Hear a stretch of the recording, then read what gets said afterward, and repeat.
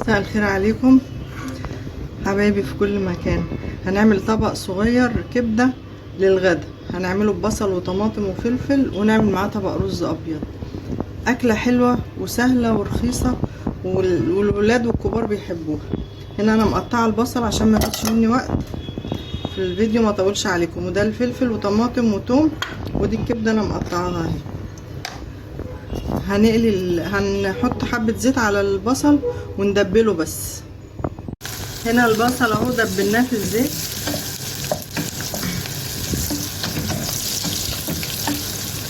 يدبل بس مش هيحمر. وادي الثوم،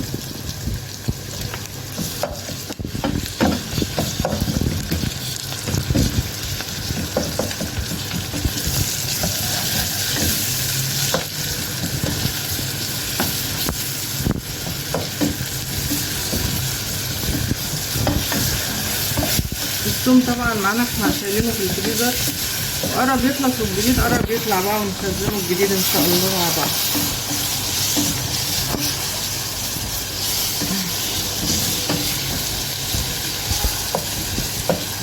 كل حاجه بنسيبها تصفر بس، يعني مش هنحمرها قوي.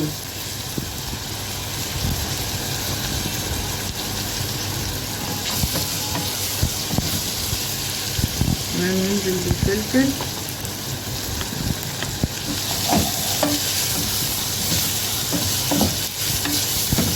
انتوا مش شايفين بقى اللي ورايا؟ انا الولاد شموا ريحتها وجايين يجروا على الريحه.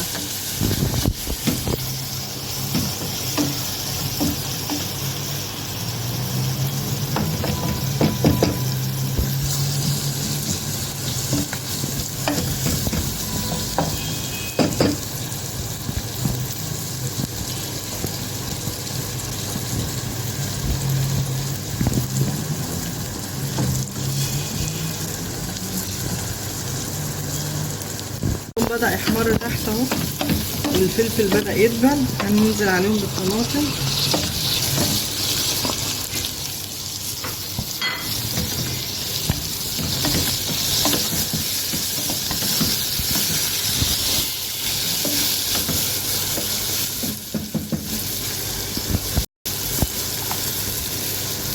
معلقة ملح.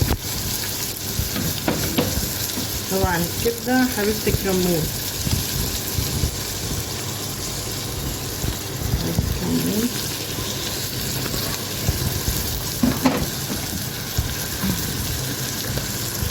وشعرة فلفل اسود يعني حبة صغيرين خالص.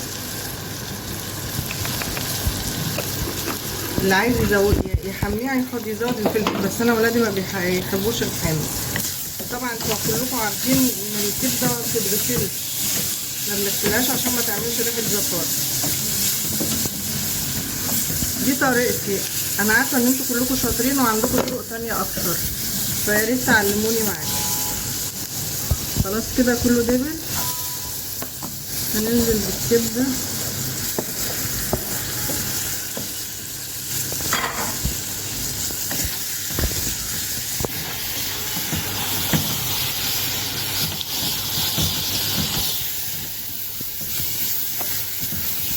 هنغطيها ونوطي عليها 5 دقايق بالظبط. طبق رز ابيض وهياكلوها. دي معموله للبنتين، انا والبنتين، لان طبعا اخوهم في الجامعه فمش هيتغدى معانا النهارده. دي يا دوبك هتكفينا. هنغطي ونوطي، واحلى غدا واوفر غدا، واتمتعوا بكل حاجه. ربنا يهنيكم. كده حطينا الكبده عليهم زي ما قلنا اهي شكلها. هنغطي عليها ونسيبهم 5 دقايق، ان الكبده ما بتحبش ما نحطهاش على تضيع فيتاميناتها، يعني ما نقعدهاش مده طويله.